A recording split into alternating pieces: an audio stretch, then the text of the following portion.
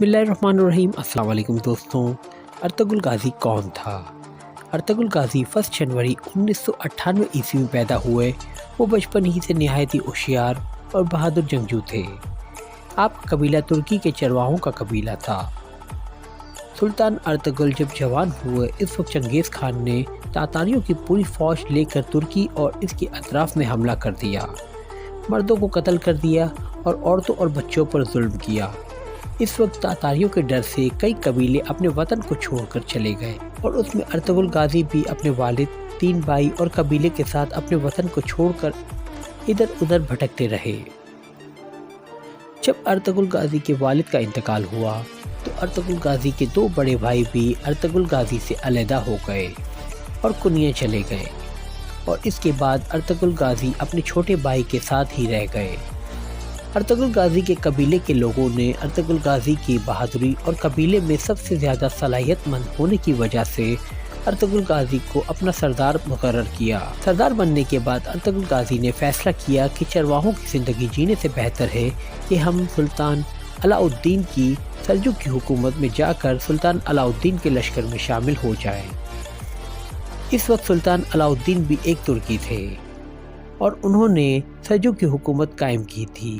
Ertugrul Ghazi की इस बात पर कबीले के तमाम लोग आपसे मुत्तफ़िक हो गए। अर्तुगरुल गाज़ी ने सुल्तान अलाउद्दीन की हुकूमत सल्जुक की राह ली। ये कुल 44 लोग थे।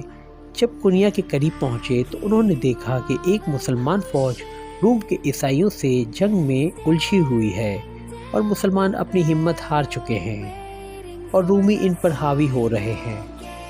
अर्तुगरुल गाज़ी को मालूम न था कि ये किस सल्तनत की फ़ौज है। बस उन्होंने मुसलमान होने की हैसियत से अपने 44 लोगों को साथ लेकर अचानक इतनी तेज़ी से हमला किया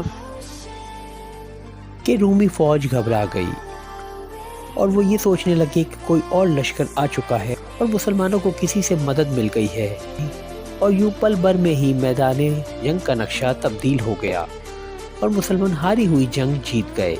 इस जंग के बाद अर्तुगरुल गाज़ी को पता चला कि ये किसी और सल्तनत की नहीं बल्कि सुल्तान अलाउद्दीन की ही फ़ौज है। सुल्तान अलाउद्दीन इतने खुश हुए कि उन्होंने अर्तुगरुल गाज़ी को अपनी सल्जुक हुकूमत का सिपहसालार बना दिया। बाद अज़ा एक के बाद एक जंग करते रहे। हालांकि सल्जुक की हुकूमत में से ही बहुत से कोतवाल वगैरह जो अलग शहरों पर मुकर्रर थे, उन्होंने खुद मुख्तारी का ऐलान कर दिया, मगर अर्तुगरुल गाज़ी ने इन सब को ऐसी धूल चटाई और आखिरी दम तक ये सुल्तान अलाउद्दीन की वफादार बनकर रहे। सुल्तान अलाउद्दीन की वफ़ात के बाद अर्तुगरुल गाज़ी ही एक ऐसे इंसान थे जो सल्जुक की हुकूमत में रोब और दबदबा रखते थे, मगर इसके बावजूद भी उन्होंने खुद मुख्तारी नहीं की।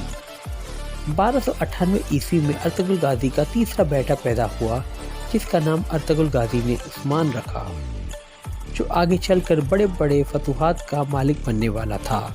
और उसी साल मरकज़ी हुकूमत इस्लाम शहर बरकात पर हलाकू खान ने हमला किया और मुसलमानों पर ऐसा जुल्म ढाया कि रोमियों और लतानियों ने सोचा कि अब शायद इस्लामी हुकूमत कभी कायम न हो सकेगी।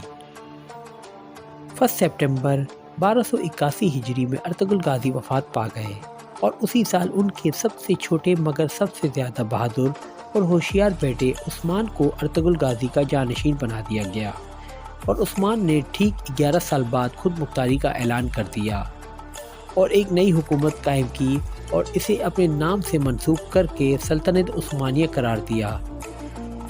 उस्मान गाज़ी चंद ही साल में रोमियो और लातानियों की कमर तोड़ डाली और एक के बाद एक उस्मान गाज़ी और इसके बाद आने वाले सुल्तानों ने दुनियाई इस्लाम के 3 बड़े आज़मों पर फैली हुई और सबसे तवील वक्त तक चलने वाली हुकूमत को